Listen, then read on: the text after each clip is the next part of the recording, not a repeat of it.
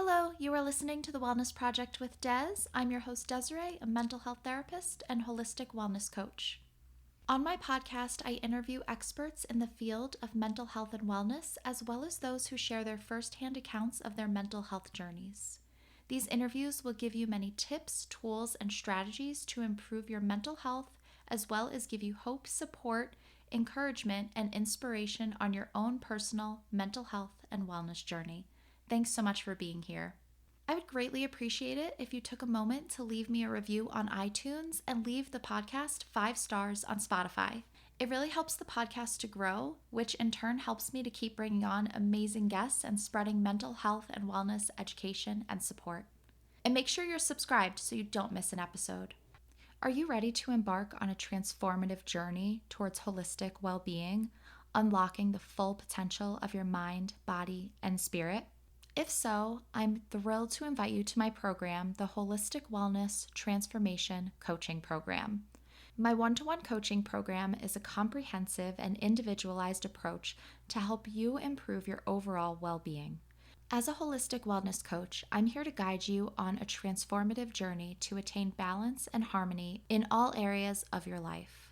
With personalized coaching sessions, I'll offer guidance and support throughout your wellness journey. Starting with a thorough holistic assessment. We'll dive into your past, habits, thoughts, feelings, behaviors, and patterns that may be holding you back and no longer serving you. This assessment forms the foundation for your customized wellness plan. Together, we'll explore the 8 foundational elements of wellness to ensure you feel balanced and aligned with your goals and your values. This program goes beyond the surface, providing you with mental and emotional support. I will help you to manage stress, anxiety, and other challenges such as perfectionism and people-pleasing, offering techniques and strategies to enhance your resilience and your skills. The benefits of this program cannot be overstated. I'll be there every step of the way to support you in achieving balance and harmony in your life, manage stress, and improve your emotional well-being. Nurture healthy connections, create lasting, healthy habits, achieve your goals, and gain confidence in your ability to transform your life. Join me on this journey to holistic wellness. You could go to my website to check out my various packages, and you could go to my Calendly link found in the show notes to schedule a free 30-minute consultation call where we will go over the 8 core areas of wellness, as well as your goals and your dream life. Reach out and let's get started on your wellness journey so you can finally live the life you want.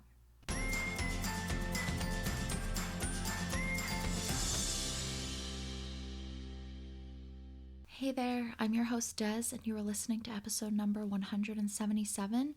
And today I had initially planned to post an interview with a guest, but I decided that we needed to talk about something deeply relevant as of late, prioritizing self-care during national and international tragedies.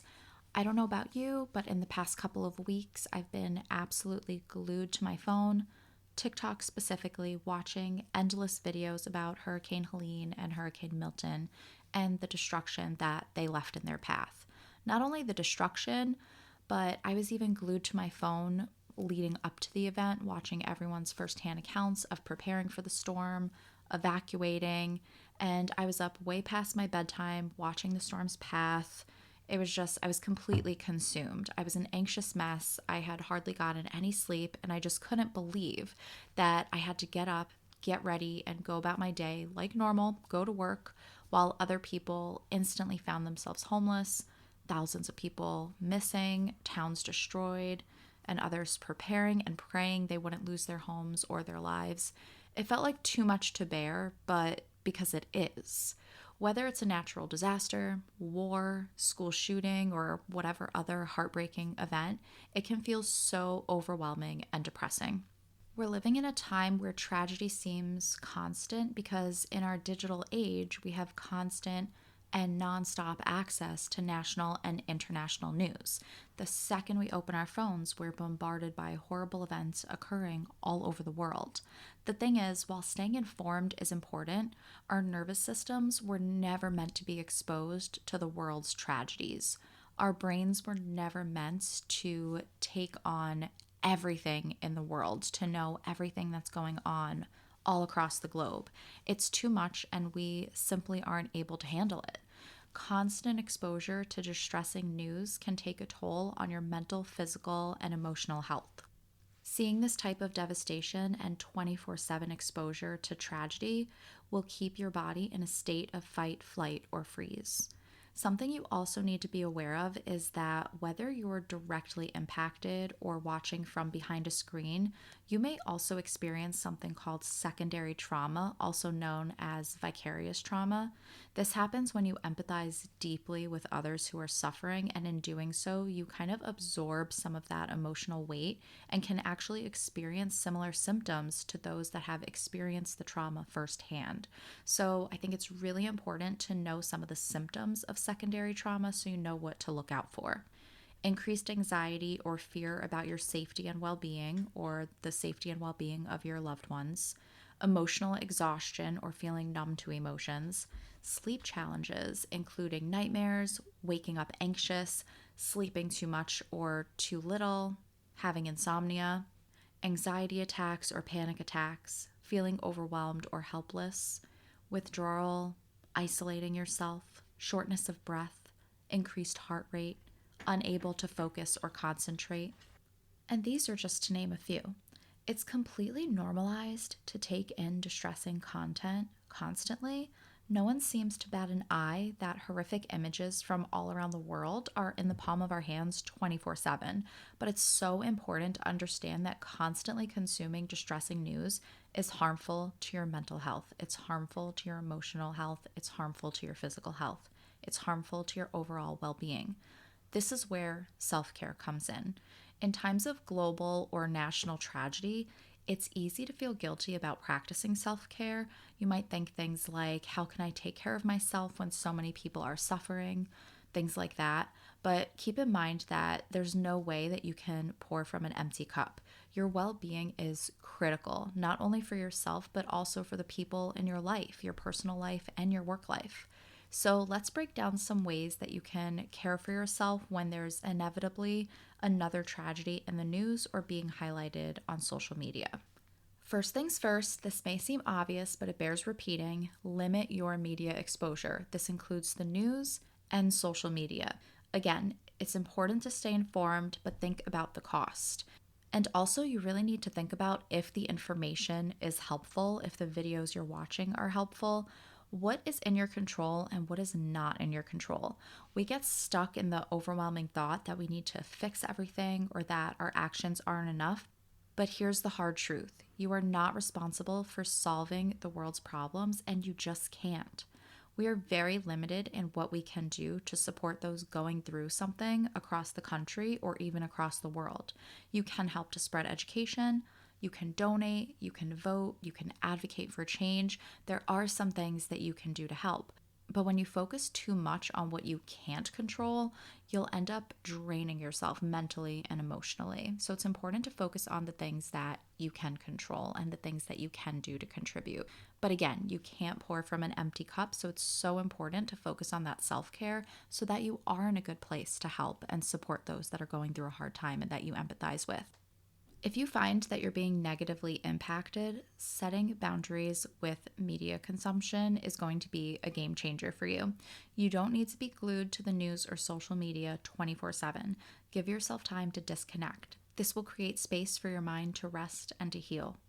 Acknowledge your emotions. Sometimes we push away our feelings thinking it'll make us feel better, but avoiding your feelings can make things worse in the long run. So maybe something like journaling, talking to a friend, seeing a therapist. These are great ways to process what you're feeling. If you provide yourself with the space to grieve or to express your anger, whatever complex emotions are coming up for you in a healthy and productive way, it becomes way easier to navigate through those emotions. Maintaining your routine. This is a big one. When the world feels so chaotic, sticking to your routine can help bring a sense of stability and safety. Stick to your regular habits. Routine reminds you that some things are still within your control, and it's important to maintain your wellness habits. For example, like I said before, when there's a tragedy, I tend to get stuck on my phone while trying to sleep, and I end up staying up way past my bedtime. I become agitated and emotional. I end up waking up exhausted, which causes more anxiety and low mood. I know that it's important for me to put my phone away and stick to my bedtime and just try my best to get a decent night's sleep. And a lot of times when these sort of tragedies are going on, things that are highlighted in the media, I have a hard time sleeping because this tragedy, it's the last thing that I think about when I'm going to bed. It's the first thing I think about when I wake up in the morning. If I'm tossing and turning throughout the night, I wake up thinking about it. So during these times, I always try to listen to a meditation to help me sleep and help me get into a deeper sleep. And that helps sometimes. Engage in restorative or grounding activities. Spend time on things that nourish you, ground you, things like yoga, meditation, something creative like painting or drawing or writing, reading a book or something, not articles about the tragedy, right? Give yourself permission to rest, relax, and recharge. Connect with your loved ones. Reach out to them, even if it's just a quick text or a phone call. Connecting with your loved ones will remind you that you're not alone in your experiences or your feelings about current events. Sometimes caring for yourself involves doing something meaningful in response to the tragedy, right? Like I spoke about before. If you're feeling helpless, look for ways that you can actually help, ways that you can contribute. Like I mentioned a few moments ago, you can donate. During the hurricanes, shelters were desperately looking for foster homes. You can spread education, you can volunteer, you can advocate for change. Many parents of school shooting victims advocate for increased gun control or gun safety. Finding ways to contribute can help provide you with a sense of purpose, which will help decrease your feelings of powerlessness and helplessness. But keep in mind that helping others should never come at the expense of your own well-being. This is why it's so important to take care of yourself. When you're emotionally well and grounded, you're then better equipped to help others in whatever capacity feels more sustainable for you. One of the most important aspects of self-care in times of crisis is self-compassion, being gentle with yourself. These are extreme circumstances, and there's no right or wrong way to respond. You don't have to be productive every day. You don't have to go about your day like nothing is happening. You don't have to go about your day like normal. You can be kind to yourself and give yourself a break. And if you need to rest, if you need to lay in bed, if you need to cry it out, that is all okay. There's nothing wrong with that. It's important that you do what you need to do to show up for yourself with kindness, just as you would for a good friend, for a loved one. So to wrap up, the world can be very overwhelming, especially because we have this kind of access to the world's tragedies, world events, just 24/7 in the palm of our hand. And that is very overwhelming, and we are just not built that way. We're not built for that. So it's so important for you to prioritize your mental health, your emotional health. Give yourself permission, again, to rest, recharge. You need to protect your peace and well-being, especially during these times of crisis. So if you're struggling the weight of recent events, in this case, the destruction from Hurricane Helene and Hurricane Milton, I hope that this episode has provided you with some tools, because it's horrible to say, but in all honesty, it's only a matter of time before we find ourselves in the midst of another tragedy. So take care of yourself, limit your screen time, reach out to loved ones, practice self-compassion, prioritize self-care. Take care of yourself, and I will see you next week. I really hope that you liked this episode and gained a lot of value from it. If you did like this episode, please share it on social media. You can tag me at The Wellness Project with Des on Instagram and at According to Des on Facebook. If you do enjoy my podcast and gain value from it, I would greatly appreciate your support. You can show your love and support by buying me a coffee. This will help my podcast to grow, and in turn will help me to keep bringing on amazing guests. You can go to buymeacoffee.com/The Wellness Project with Des to show your support. All books written by or recommended by my amazing podcast guests are listed on my Amazon storefront. Go to the link in the show notes to check out those books. I would love to extend an invite to you to become a part of my community. You can do this through Facebook, where we will be discussing this episode. I would love for you to share your insights, any aha moments, any thoughts or ideas you would like to contribute. You can contribute in the discussion taking place in my Facebook group, and it's a great place to connect with me because I am in there every day with mental health and wellness content, discussions, reflections, journal prompts. It's a fun and supportive place to be.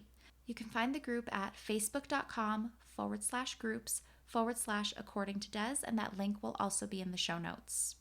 You can also check out more of what I'm doing on my website, accordingtodes.com. You'll find a lot of wellness blogs, written interviews, detailed podcast show notes, and my shop, where you will be able to find workshops, my self-care course, digital downloads, ebooks. There's a lot going on my website, so make sure you check that out at accordingtodes.com. And while you're there, join my email list to stay in the know about what I have going on and available for you. When you sign up, you will get your free ebook, The 5 Stress Reduction Techniques to help you feel more relaxed. Thank you so much for being here. I will talk to you next week. So until then, I hope you have a calm and peaceful week.